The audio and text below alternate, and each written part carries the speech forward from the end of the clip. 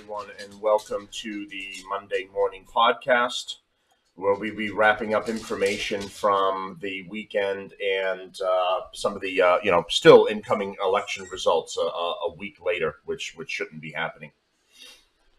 So we had a disappointing election. The red wave didn't happen the way that it was slated to be. And this could be a number of different things. It could be the Democrats up to their old ways, cheating with mail-in ballots. I hate those mail-in ballots. I think they're a really bad idea. I think there's a verification issue with all of that that works in the Democrats' favor. And the other two things that have been brought up by both sides were a whole bunch of Gen Zs and millennials coming out and voting Democrat because they wanted their student loan bailout, to happen, and whatever stupid stuff they think is happening. Green New Deal, the planet's going to die next year, crap. And then allegedly, the other thing that was suggested was single women coming out and voting because these women were upset that they can't kill their children. They want their reproductive rights back. So they want the right to murder. Yeah, sweetheart, me too. But there's some things you can't do.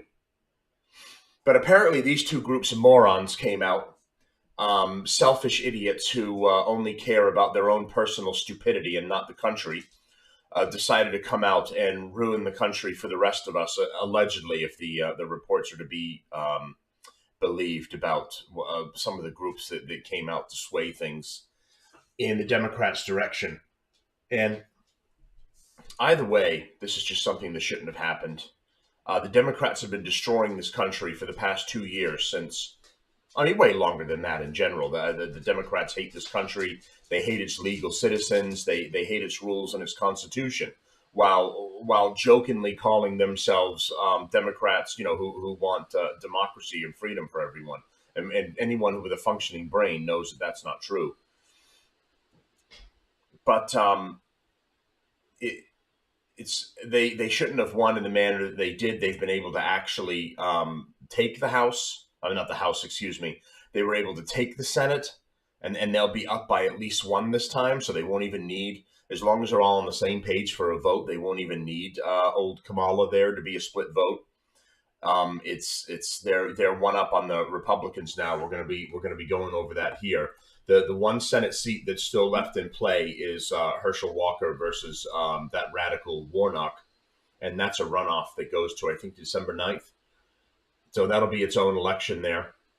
19 House seats are still in play, but that should be, I think, wrapping up this week, I'm assuming, and it should be still in the Republicans' favor, however slim that it is. I can take a little bit of small satisfaction from seeing Nancy Pelosi get the boot and get fired from being House Speaker. That brings me a limited amount of joy, but it scares me, and I wonder what to do about it.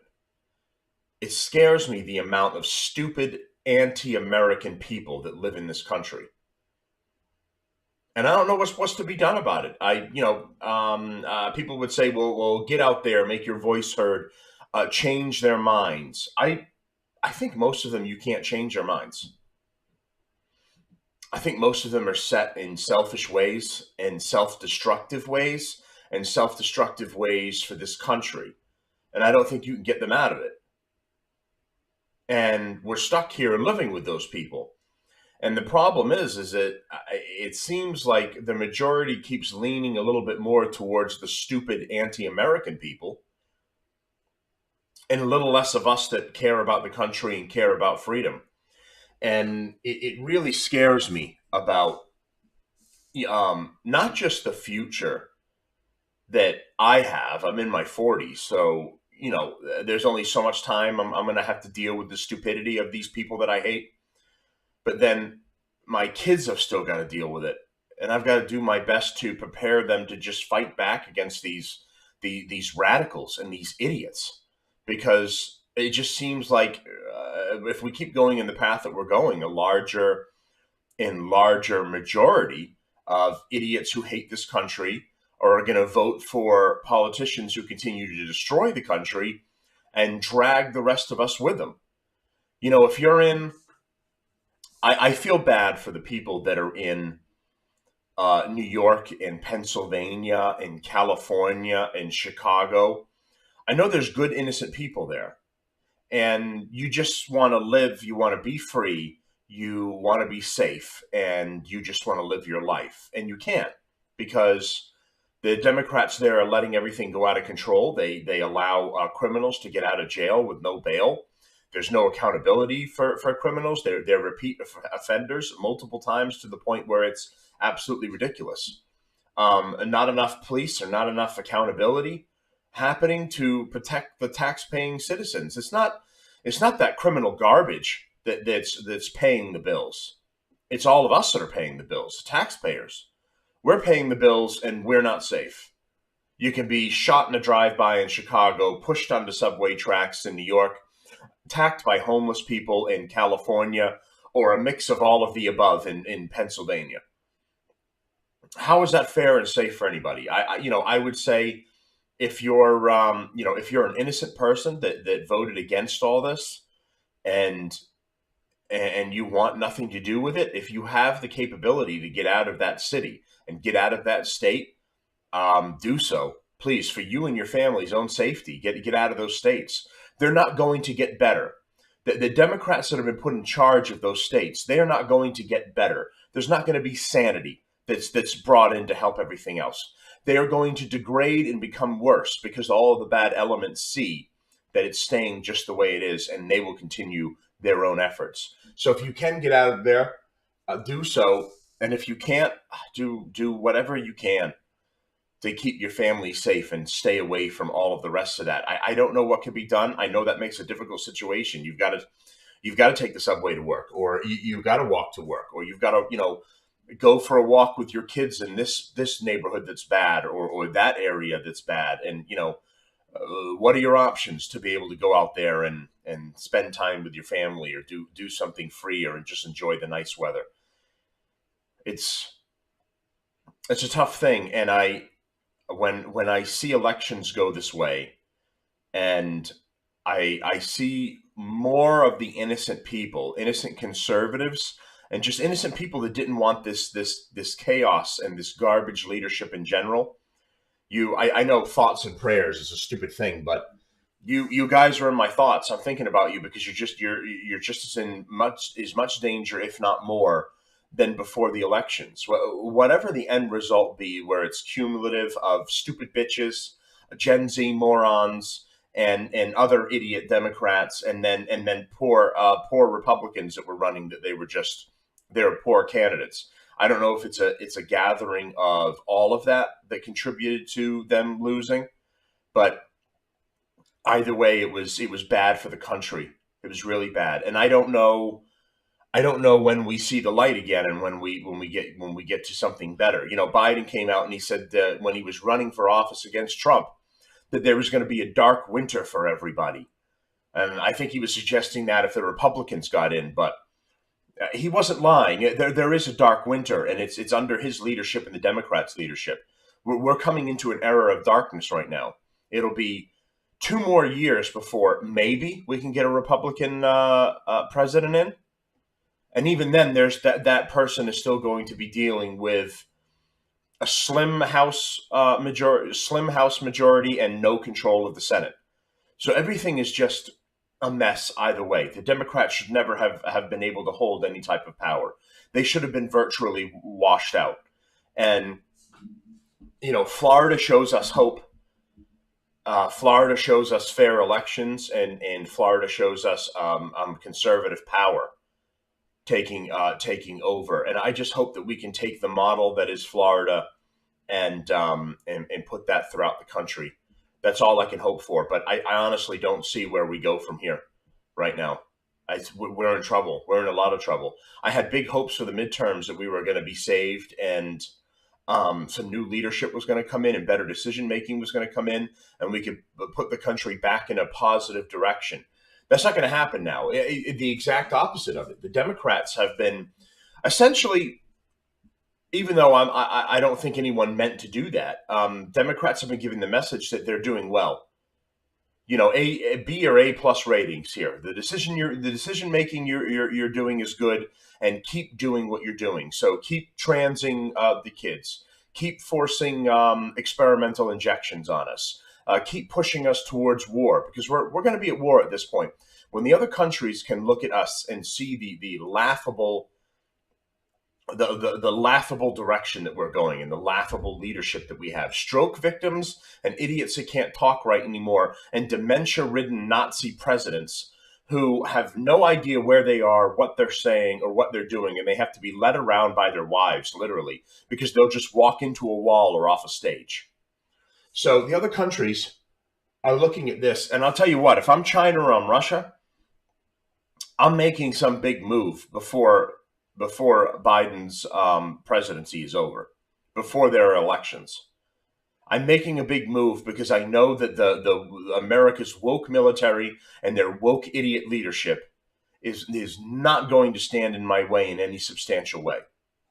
So I think next year, we might make it through the rest of this year. I think next year we find some part of the world, if not a fair amount of it, if ourselves and European countries get dragged into a major conflict at this point. Whereas Russia making a push somewhere else, China making a push towards Taiwan, I think we see something next year. But you see the graphics here, House and Senate seats. You know, one is left, as I said, in the Senate, and 19 still up for grabs. In the House, here's a breakdown here, at least for our visual watchers here. We're streaming on YouTube. On audio, we're also on Spotify, Apple Podcasts, Google Podcasts, iHeartRadio. We're on most of the major platforms. I don't think we're still on Pandora yet, or if that ever gotten done. I had signed up to be accepted on there and just never received any information to confirm for me. But so we're streaming on the major platforms, and we're streaming on YouTube until we get kicked off YouTube, and then we go to Rumble or something like that. So here's key seats for Senates, and then key seats for the House. So let's go on to some other news here. We've got Republican Katie Britt becomes the first woman elected to the Senate in Alabama. It's time for new blood. So let's see here. Senate-elect Katie Britt reflects on her historic race on Fox and Friends before attending the orientation in Washington, D.C. I don't know if we're going to get a stupid commercial here. And then maybe hear a little bit from her.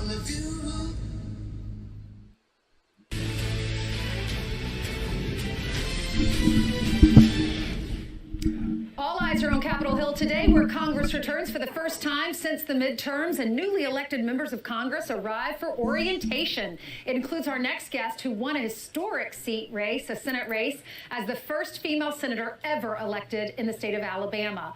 Senator-elect Katie Britt joins us now. Good morning to you. How does that feel? How does that sound, Senator-elect? It is surreal. When we entered this race, obviously, there are very few people who thought this was possible. And so to be sitting here with you today, to be preparing to go into orientation, to be fighting for the American people, it is exciting and humbling. I feel so sorry for those races that haven't been called yet, because those individuals don't get to go to orientation today. But congratulations, you won by 36 points. That is huge. Why do you think you won by so much? Listen, we talked about what the American people were talking about. We used a grassroots strategy where we went to every single county in our state. We listened to voters, not lectured them. It was clear that the country that my husband and I grew up in versus the country we're raising our children in, while it's not too far apart, it is worlds and worlds away.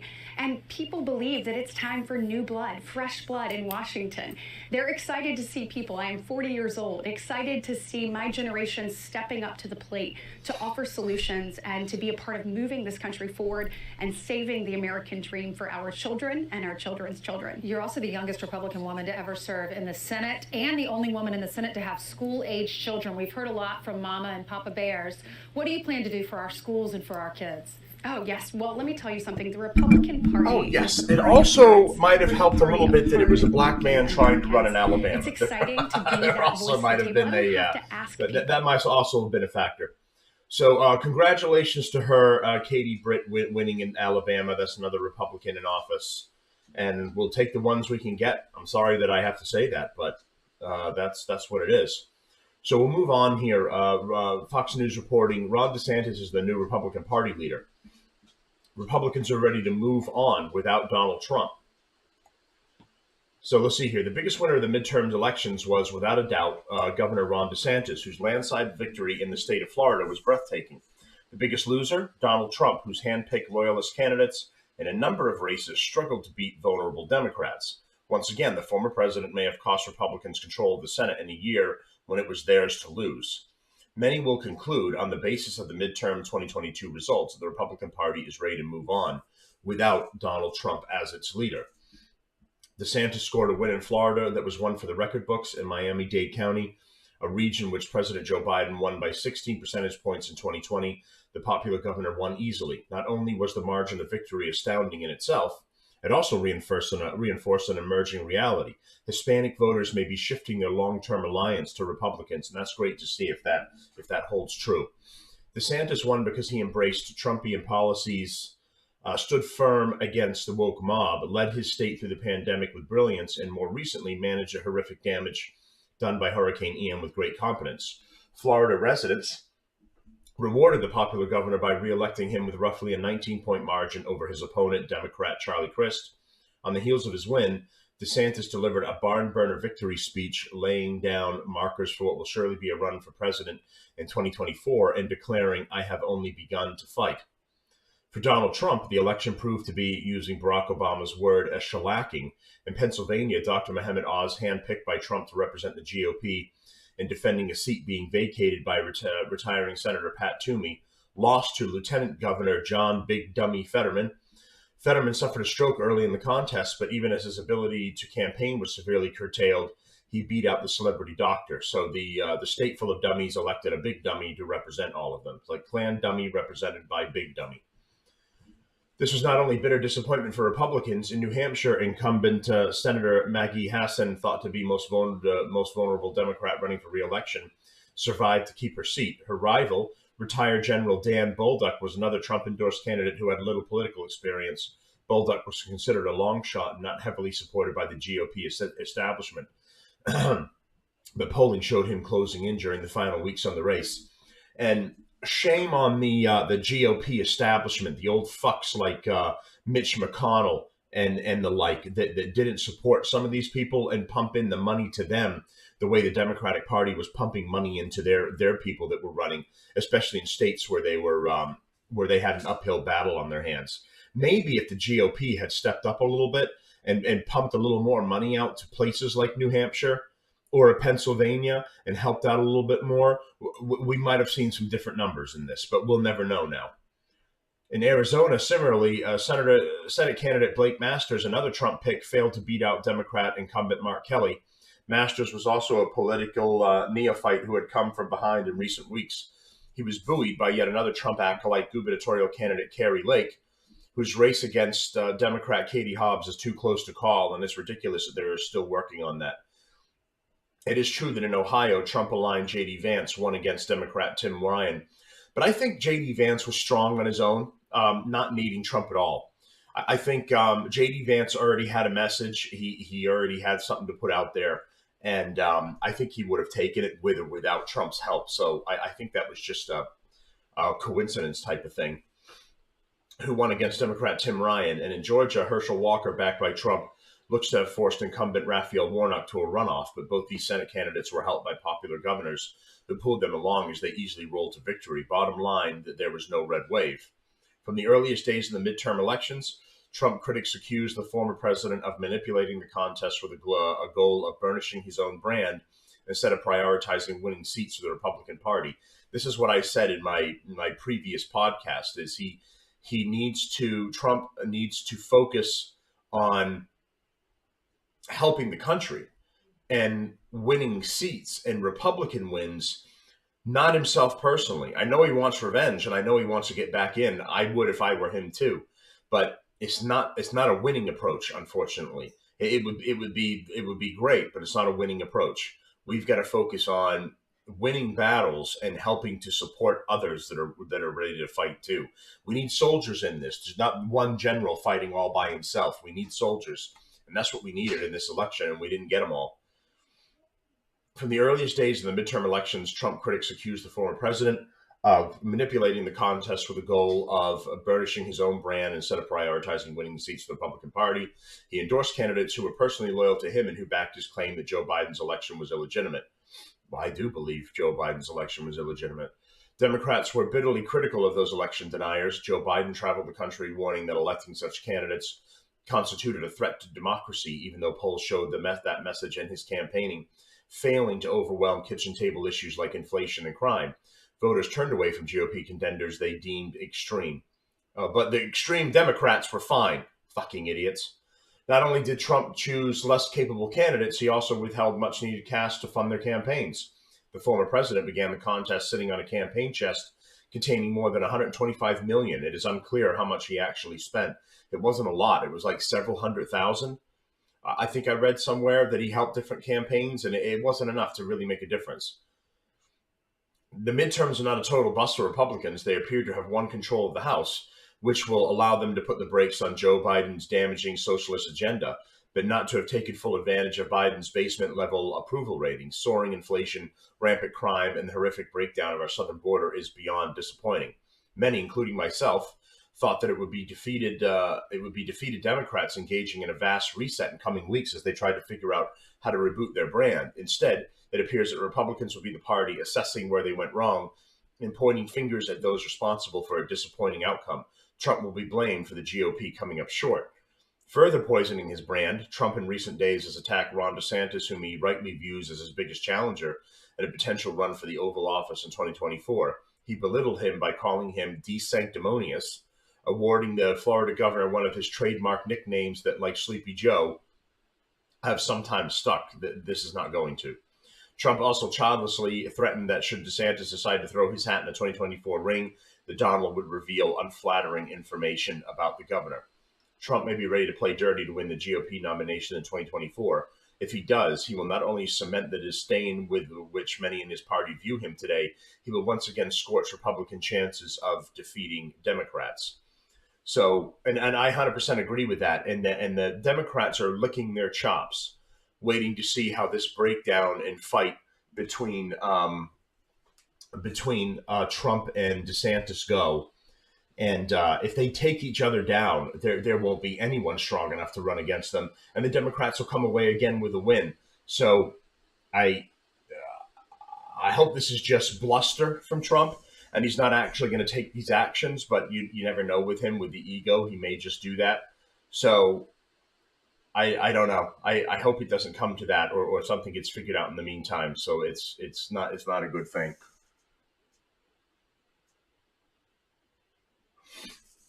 All right. So Fox News again reporting here, just kind of a quick, we'll see where we're at. We're 24 minutes in. So just a gaffe for Biden here, because, again, not that any of the Democrats are paying attention to any of this, but it's just amazing to see that this fucking idiot is still allowed to be in office and to rule. But Biden mistakenly thanks Colombia for hosting the ASEAN summit in Cambodia. Biden speaks at the ASEAN about need for cooperation in international law, though he did not mention China. President Biden has now twice referred to the Association of Southeast Asian Nations summit host Cambodia as Colombia, including Saturday during remarks opening the talks. It was an honor to host at the White House in May, and now that we're back together in Cambodia, some such place, Biden said as he opened it. I look forward to building even stronger progress we already made. I want to thank the Prime Minister of Colombia's leadership as a scene chair, and I poop my pants. Fucking idiot. The president was speaking from Cambodia, the site of the ASEAN meeting chaired by Cambodian Prime Minister Hun Sen. This mirrored an earlier gaffe made just before departing for the meeting when he told the press he was heading over to Colombia before correcting himself. Biden's talk heavily emphasized the U.S. commitment to free, fair, and ethical trade in the Indo-Pacific. His remarks notably did not mention the People's Republic of China by name, but hammered on the need for cooperation and adherence to international law. Together, we will tackle the biggest issues of our time, from climate to health security to defend against significant threats to rules-based order and to threats against the rule of law. Yeah, right, the president remarked. We build an Indo-Pacific that is free and open, stable and prosperous, resilient and secure. Yeah, right. We'll see you when we're at war, you dementia-ridden moron. So for the final part here, we're going to wrap it up with a little bit of an early show because, you know, I work for a major shipping company, so our holiday peak season is coming up, and at least for this, we may change up some of the dates a little bit. And I'm still trying to figure that out, whether it's going to be a Sunday show as opposed to a Monday. And then, you know, it might be a Sunday evening, because if I pick up weekends, I might do it when I get home, or, you know, the afternoon or something like that. So we're going to figure out the time frame for the show. Right now, the show is every Monday and Friday. Monday, we wrap up the weekend, and Friday, we wrap up the everything that's happened throughout the entire week. The email for the show is reliefvalvepodcast@aol.com. And then, of course, we're streaming on all the major platforms, Spotify, iHeartRadio, Apple Podcasts, Google Podcasts, and I said iHeartRadio, and et cetera. So pretty much all of the major platforms, we're streaming on all of those. Please check it out. However you're using, there's other ways to use it. We're live streaming on YouTube now. That's the newest part of the show. Thanks to the new members who have joined us. They came in over the midterms, and we appreciate you joining us. So the one final story that we're going to wrap up here with is we have another school shooting. University of Virginia manhunt. Who is the ex-football player shooting suspect Christopher Darnell Jones Jr.? UVA student Christopher Darnell Jones Jr. wanted in connection to shooting that killed 3 and injured 2 others. An active manhunt is unfolding on and around the University of Virginia grounds Monday morning for Christopher Darnell Jones Jr., a UVA student and former college football player, named as the suspect in the shooting of the Charlottesville campus Sunday night that left 3 people dead and another 2 injured. Jones, now considered armed and dangerous, was a former UVA football player, according to the school's athletic department website. He was on the football team in 2018, but never played a game. Police described Jones as a black male, last seen wearing a burgundy jacket or hoodie, blue jeans, and red shoes. He might be driving a black SUV and the Virginia tag TWX 3580. Few details were immediately known about the suspected gunman. Here's a picture here for the anyone streaming the show. So, right now it says that he's killed 3 and injured 2. In a message to the community Monday morning, UVA President Jim Ryan confirmed that Jones is a student. As of writing this, I'm heartbroken to report that the shooting has resulted in 3 fatalities. 2 additional victims were injured and are receiving medical care, Ryan wrote. Our university police department has joined forces with other law enforcement agencies to apprehend the suspect, and will keep our community appraised for developments as the situation evolves. Classes were canceled on Monday as students and faculty were instructed to remain sheltered in place. Jones reportedly played football all throughout high school. He previously attended Virginia High School for 3 years before transferring to Petersburg High School, where as a senior he played as linebacker or running back, Newsweek reported. In 2018, Jones was featured in a story of the Richmond Times-Dispatch with the headline, Petersburg High graduate navigated a fractured path to graduation. The article says that Jones, who grew up in Essex Village and Mosby Court housing complexes in Richmond, saw his parents divorce at age 5 and did not see his father again until years later as a teenager. This is one of the most traumatic things that happened to me in my life. I didn't understand why he left. When I went to school, people didn't understand me, Jones told the newspaper. According to relatives, he did well in school, but Jones also got into fights leading to suspensions. He said family members and mentors pushed him to focus on his grades and curb his anger. If it wasn't for these people in my life, I would have been just another kid whose dad left him, Jones reportedly said. Multiple agencies, including a Virginia State Police helicopter, are actively searching for the suspect. The shooting unfolded about a month before exam week for the fall semester. Before 7 a.m. Monday, the UVA Police Department and UVA Emergency Management warned on their Twitter accounts that a complete search on and around the university grounds were happening at this time, and to expect increased law enforcement presence and continue to shelter in place. The shooting happened around 10:30 p.m. Sunday in the Cold Breath parking garage, prompting a campus alert warning the school community of an active attacker, firearm reported, and to run, hide, fight. They named it after the movie that the Daily Wire did. Ryan confirmed the shooting happened on university grounds. This is a message any leader hopes never having to send. I'm devastated that this violence has visited the University of Virginia, Ryan added Monday morning. I'm holding the victims, their families, and all members of the University of Virginia community in my heart today, and we will make plans to come together as a community to grieve as a suspect is apprehended. The same platitudes and bullshit that they always say. So I'm sure, more information is going to come out here. I mean, again, not that it's an excuse, but I'm curious as to why he took this action and why he shot these people. And it just has his, name identification that he shot some people, and everybody should hunker in place or get somewhere safe. So we'll stay on this as more information comes out throughout the week about why this, another school shooting.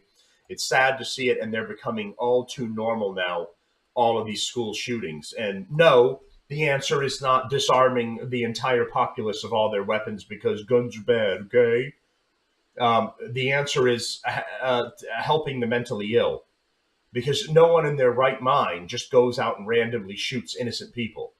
So getting mental help for people is a solution, not stripping legal gun owners of their guns who have nothing to do with any of this. So the school shootings are tough, and it's horrible that it happens. Of course, as a parent, I'm concerned that, it could happen at my kids' school too. You're not in control of what these other kids are going through at home, their school experience, how involved their parents are. And it's a scary thing. So, the thoughts go out to everybody that has lost someone in this. It's a terrible situation, and we'll stay on top of getting more information for this Virginia shooting. All right. So that's basically the roundup. It was kind of still attempting to finalize everything from the midterms, but it's slowly trickling in, which is ridiculous. You should have all your results on the on the night of the vote. By the evening or by the morning, you should have all of your answers. It shouldn't take over a week unless there are nefarious things happening, and that's part of the process. Is it takes a week to cheat, to filter in all of those extra ballots and screw people over.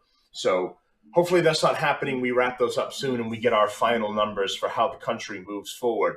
But thus far, at least as it's materializing, it looks like Republicans with the House and Democrats with the Senate, and then still having our dementia-ridden president. And that means that we have a screwed country still. So, all right, everyone, have a good rest of your week. We'll see you on Friday for the roundup. Thanks, everybody for tuning in. And we'll be seeing you soon. I'm talking to you soon.